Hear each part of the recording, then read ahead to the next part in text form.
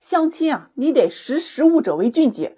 这聪明点的人啊，他都会很幸福；不聪明者后果自负。有一位姑娘来找对象呢，气得那池子里的王八们啊都撂挑子不干了呀。她今年30岁，身材匀称啊，这个颜值打6分，本科学历，在私企做策划的，父母都是农村的，有一个弟弟。她来找对象，想找一个工作体面、年收入30万以上、有车有房的。我忙活了一上午啊，给她介绍了好几位。这第一位男士呢是大专学历啊，自己开房产中介，这个大高个还很帅啊，比他小1岁，年收入啊在30个左右。他说不行，学历太低，工作也不稳定。我给他介绍了第二位，比他大了4岁，硕士学历，公务员，年收入在8万左右，有车有房啊，父母都是老师，就是这个个子不高，165左右。因为确实有短板嘛，个子不高不好找对象，但整体条件确实优秀。人这姑娘一听啊，不行，年龄太大，个子太矮，出门让人看了笑话。哎呀，听完我是真头疼了呀！你搁这儿买东西呢，货比3家，人条件要是都让你满意了，家里边还富得漏油，那人家找你干嘛来了？人家这条件完全可以找个更好的吧，但多看你一眼都得上那眼科医院里去矫正斜视，好吧？这姑娘呢，又哄又撒娇的让我再帮忙推个。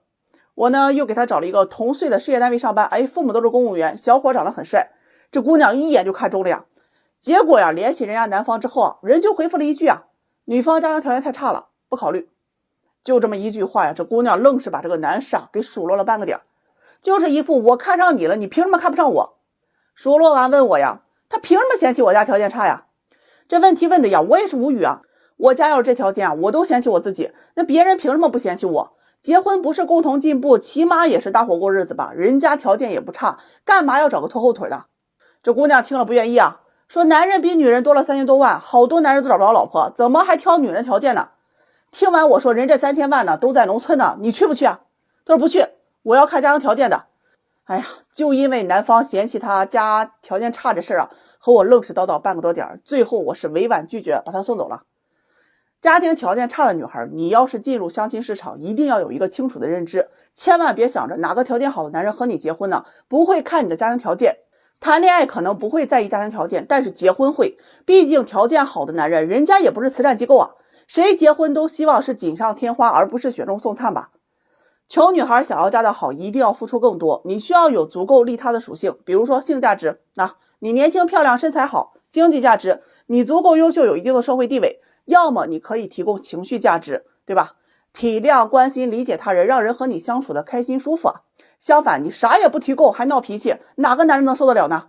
相亲大家都是权衡利弊之后才决定要不要和对方相处的，这过程它本就合理合法，你难受别人怎么嫌弃你，那你自己就找个犄角旮旯里哭去，别抱怨。你这还没开始找对象呢，就拿一些客观存在无法修正的毛病挑事儿，就这个人品，要处对象的话，后面都是坑，鸡蛋里边挑化石是找茬，你真是挺伤肾的啊。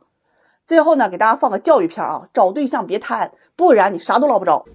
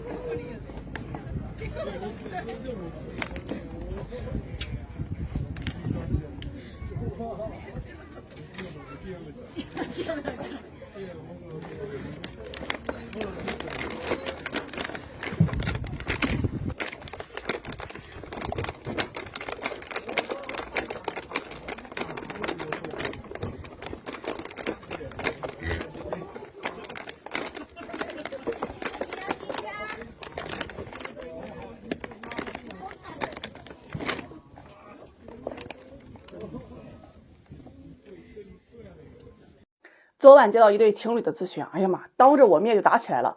男方呢是有处女情节要分手啊，女方觉得对他不公平啊，两人吵得我的脑袋瓜子嗡嗡的。他们是通过朋友认识啊，互相喜欢，门当户对，这三观呢也合适。很快呢，两人就确认恋爱关系啊。熟悉之后啊，这男士呢就知道了女友曾经谈过男朋友这事儿。男士呢是处男啊，对感情是洁身自好。这女友不是第一次，他心里啊就对这事儿啊是耿耿于怀。说着说着呢，两人就开始当我面吵架呀，气势上是谁也不让谁呀。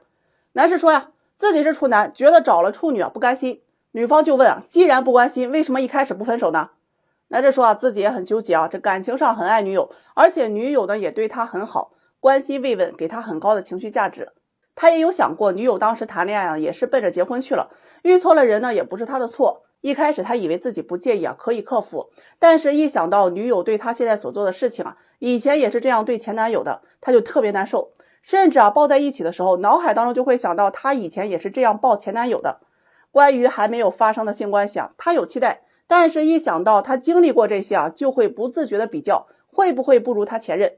脑海当中呢，也浮现出啊很多他跟前任在一起啊恩爱的画面，那种感觉让他很痛苦。他尝试过啊自己劝自己，可是心里呢怎么也克服不了。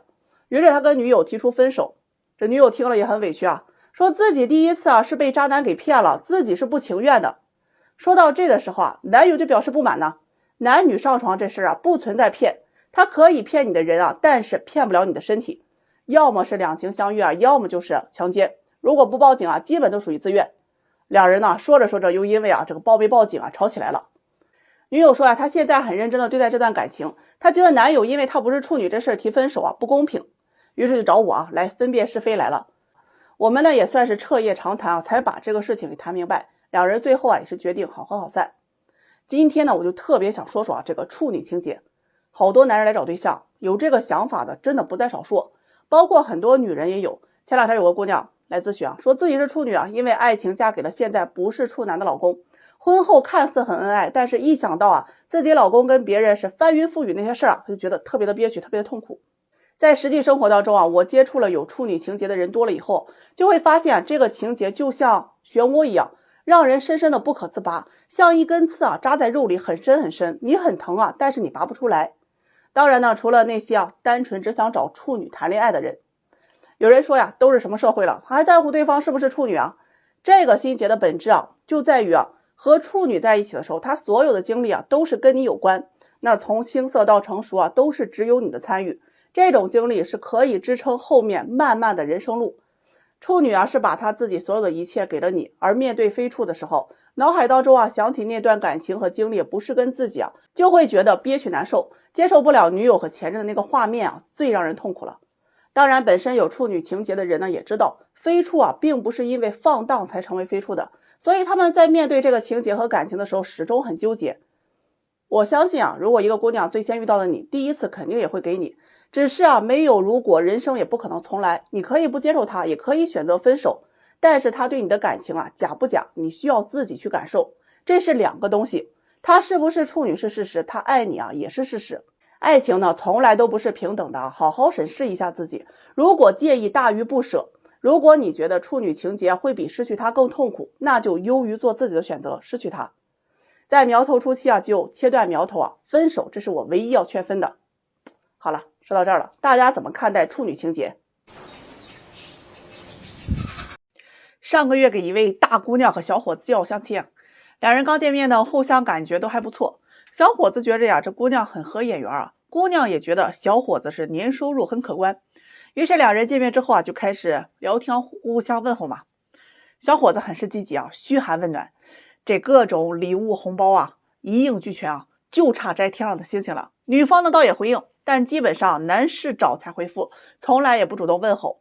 就这态度啊，哎呀，人家男士啊是绝对不影响的做舔狗的心啊，一有空就去给姑娘当司机，一到周末吃喝玩乐加导游啊，一条龙服务安排上。半个月之后啊，这个男士的妈妈呢主动请这个姑娘吃饭，并送了一套化妆品，价值2000左右，姑娘呢也收了。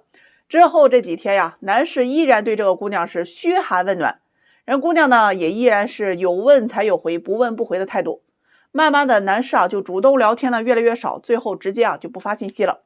这姑娘觉得很奇怪呀，就发信息问男士啊，怎么最近也不追他了，也不联系他了。男士过了好久啊才回信息说呀，我相亲认识了其他的姑娘，对不起啊，我觉得我们不合适。好，于是这姑娘是气势汹汹的跑我面前呀，把男士是从头到尾啊，那是祖宗18代啊都给问候了一遍。大意就是啊，男士是个渣男，正在追求她的时候又认识了别人，不负责任。我听的是云里雾里啊，给男士打个电话。男士说呢，他对女方啊一直都很热情，也很喜欢，家里人呢也很看好他，但是啊他总是一副高高在上的感觉，不热情呢，也不积极的去处理关系，她觉得很累，慢慢的就不想联系了。男士以为不联系了就是断了关系，谁知姑娘又来问他，他才说了自己已经相亲了。挂了电话，我问这姑娘，你到底是喜不喜欢这个男士？她说感觉还行谈不上喜欢，需要考察一段时间。既然你愿意认识，怎么就不积极一点呢？她说这谈恋爱本来就是男人追女人，何况我也没有很喜欢他呀，我对他好不是显得我自己太廉价了吗？这观点真的听的是无法忍受你搁相亲市场上装啥仙女下凡呢？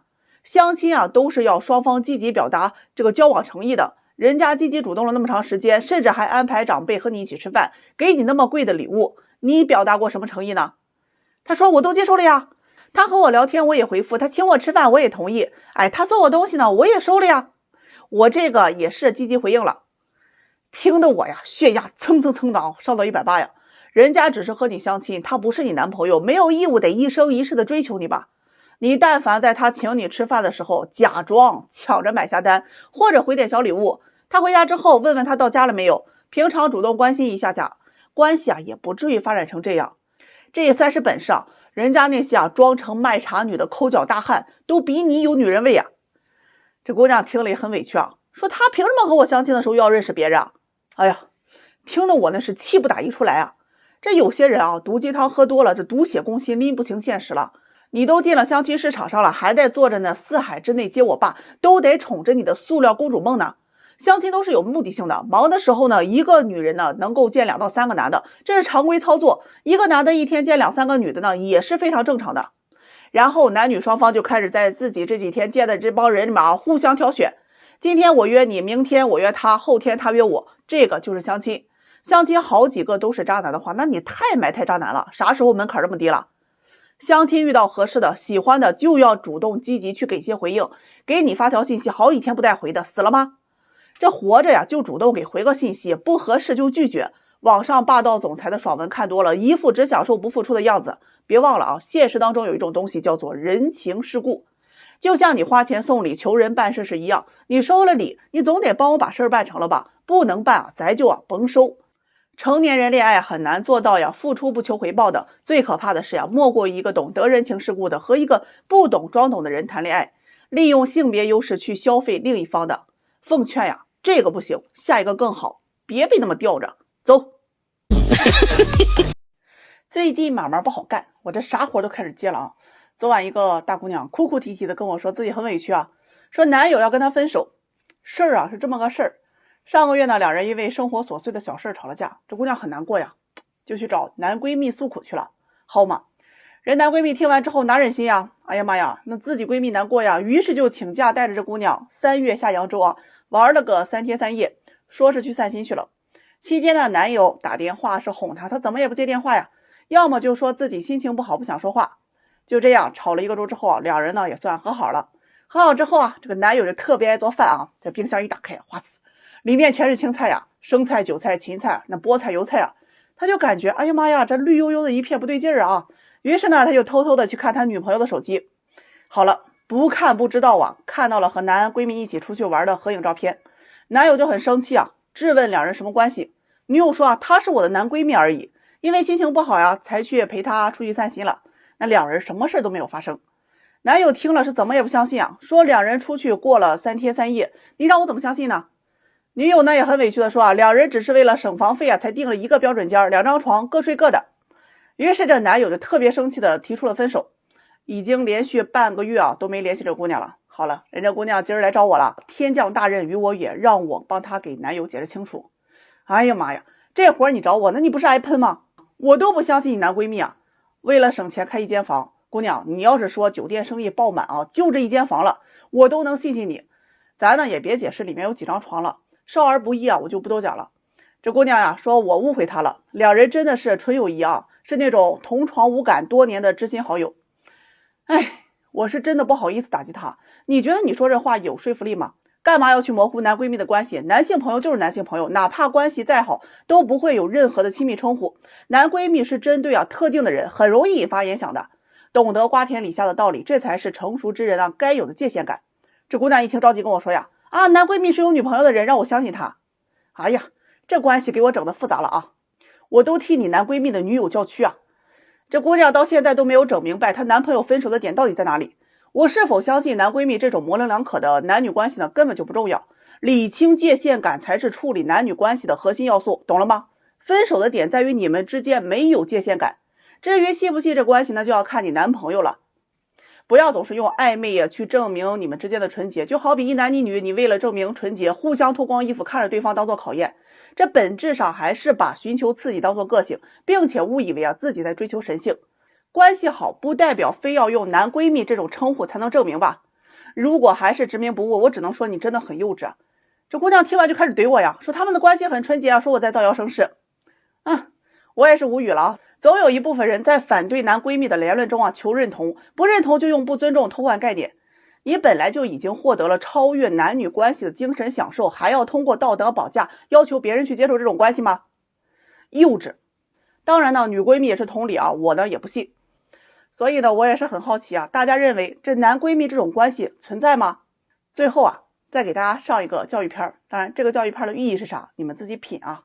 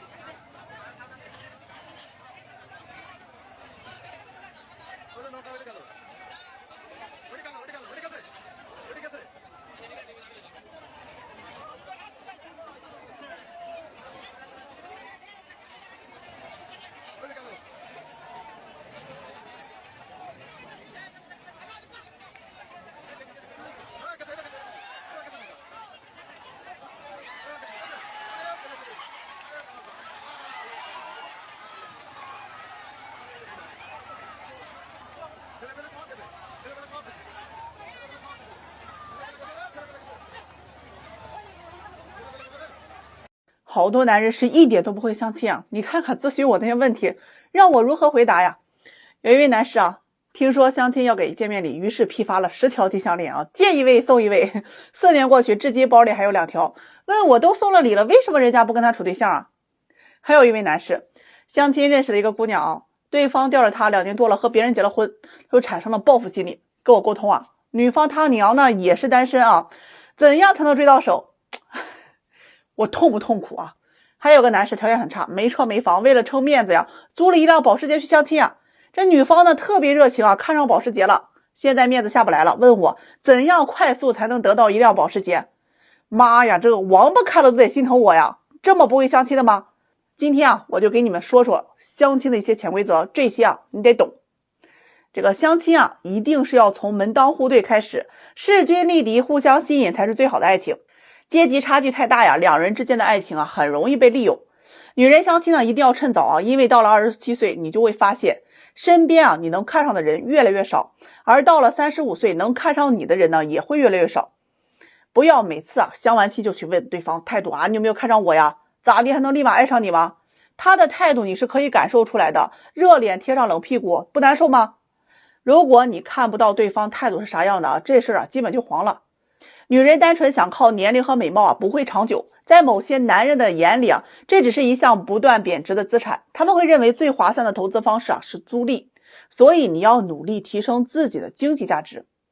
这相亲的时候啊，这个两人之间的关系啊，那是一步步升级来的，不要说一些越级的话，表现出越过你们现有关系的关心。哎呀妈呀，我见过一见面就拿花表白的啊，还有长篇大论说自己如何一见钟情的爱上了他，他傻还是你傻？另外这聊天呢也要懂得去升级，能视频啊不语音，能语音呢不文字，这蚊子啊是最没有感情的，当你们无话可说的时候啊，这事儿啊它基本就凉了。不要认为呢你可以搞定一个高傲的人啊，高傲大多数摆给那些啊自己不喜欢的人看的，那自己喜欢的呀瞬间变成啊乖巧的小绵羊啊。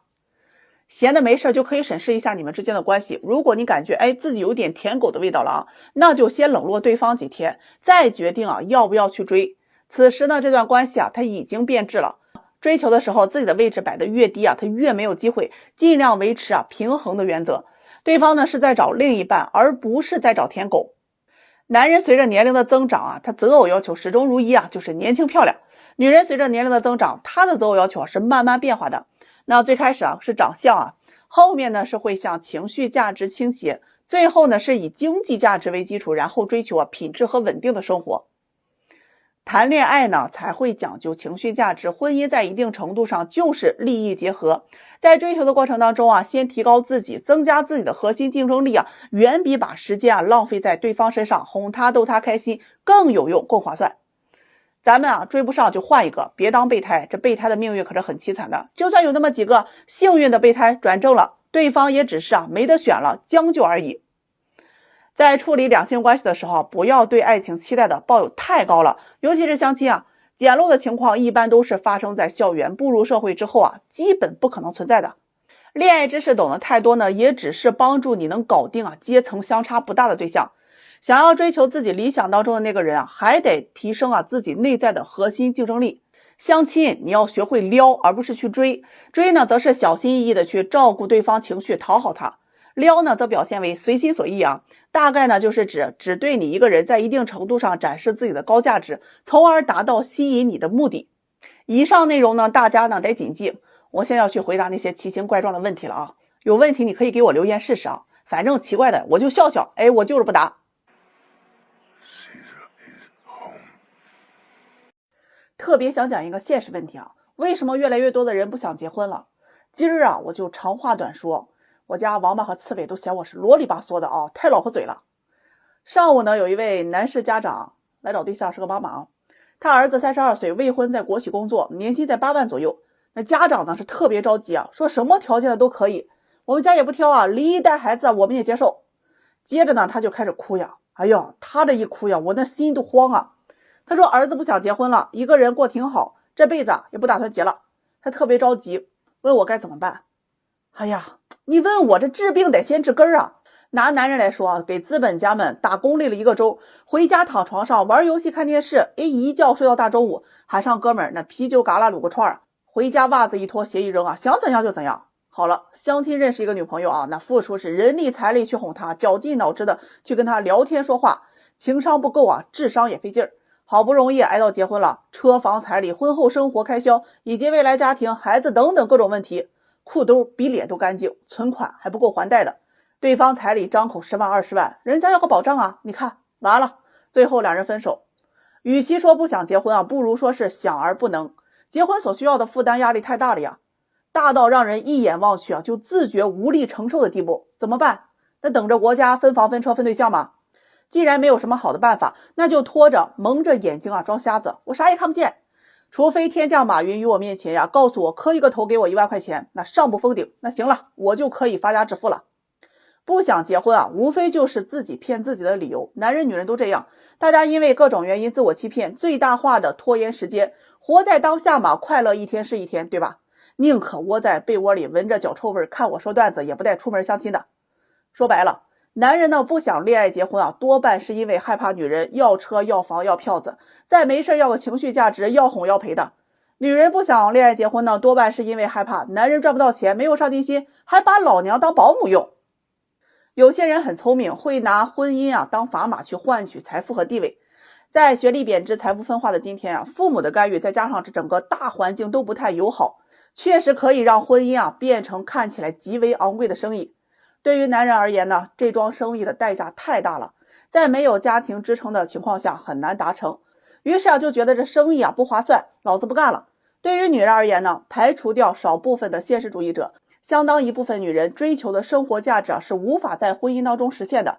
不是不想结婚，而是所追求的高品质婚姻啊所需要满足的条件太多了，欲望太多，得到太少，所以越来越多的不婚的人认为啊，低质量的婚姻不如高质量的单身。你要问我到底需不需要结婚啊？我记得张爱玲说过，结婚是为了维持生计，人生的每一步啊，它都是不能少的。结婚可能有遗憾，但是不结婚啊，绝对有遗憾。说得好，我实在太崇拜你。今天这事儿有意思啊，一个姑娘跟我吐槽她相亲对象，说她太抠了啊，简直就是这个抠门界天花板。听完我都懵逼了，长话短说，说重点。两人是去年5月份经过朋友介绍认识的，因为男士挺帅啊，聊天呢也比较有感觉，合得来啊。7月份就确认了关系，9月份呢就开始了同居。哎，这故事啊就从这儿说起了啊。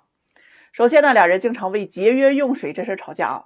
男士呢洗头担心浪费水嘛，先是用盆洗，洗完的水啊把脏衣服再给洗一遍，然后再倒到桶里啊，再用来拖地。洗菜水呢也是倒到一个盆里啊去攒着，等着用来刷锅刷碗。这姑娘就不愿意啊，男士说呀，咱也不是大户人家，能省啊就省点。平常呢，两人也是为买菜这事吵架，一般呢都是男士买菜啊，他就挑那超市快下班的点去，因为快下班啊，这菜呀它都打折，这一买就买一大堆啊，只有好多烂了的呀，他就把烂的给切了之后吃。还有水果啊，也是超市打折处理的，买回来之后是切掉坏的一半，吃好的那一半。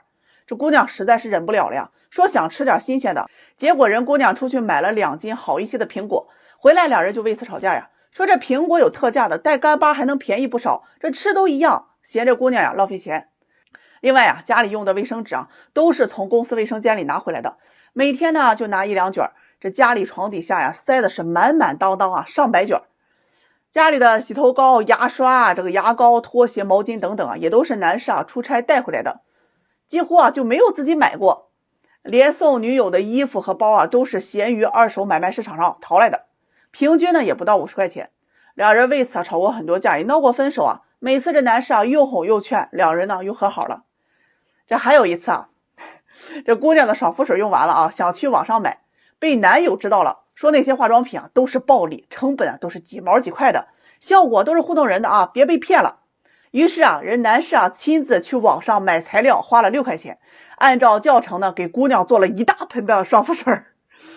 姑娘很是尴尬，又忍了这事儿。平常这两人出门吃饭呢，一直都是 AA 的。这男士是自带卫生纸因为有的饭店那纸巾它是2块钱一盒他是花钱的。这前天晚上两人出门吃饭这个男士忘带纸了，好家伙吃完饭他不擦嘴了呀，用免费的这个茶水给涮了涮。这姑娘不行呀，非要打开那包纸巾，就因为这个事情两人吵了2天，最后分了手。这姑娘说呀，最生气的就是分手的时候男士说她是拜金女，说就想找个有钱的。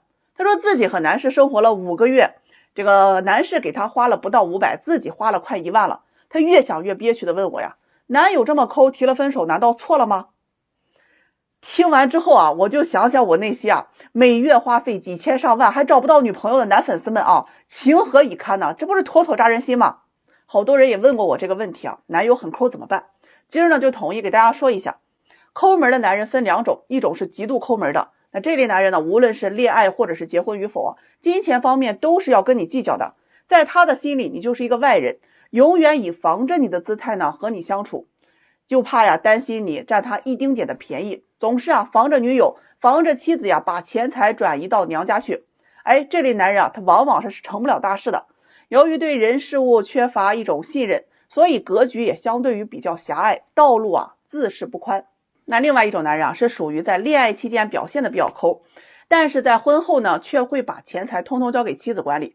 这类男人呢不能说抠门，只能说他们是了解赚钱的艰辛只想把钱花在刀刃上。他们不会乱花钱，也不会那么浪漫，可能不会给你买花，但是更愿意买一些实用的物品来送给女友，类似于生活用品等等。他们虽然说不够浪漫不够大方，但是比较有担当，不会让你婚后为钱担忧。也许赚的不多，也不属于有钱人，但是他们会给足你安全感，给你依靠，一辈子对你不离不弃。那这类男人直男居多总之呢，就是人无完人，是人都会有缺点，凡事多一些宽容，想让自己舒服先让他人舒服，有舍才有得，计较的少收获的才会多，格局越大，道路它就越宽。说得好。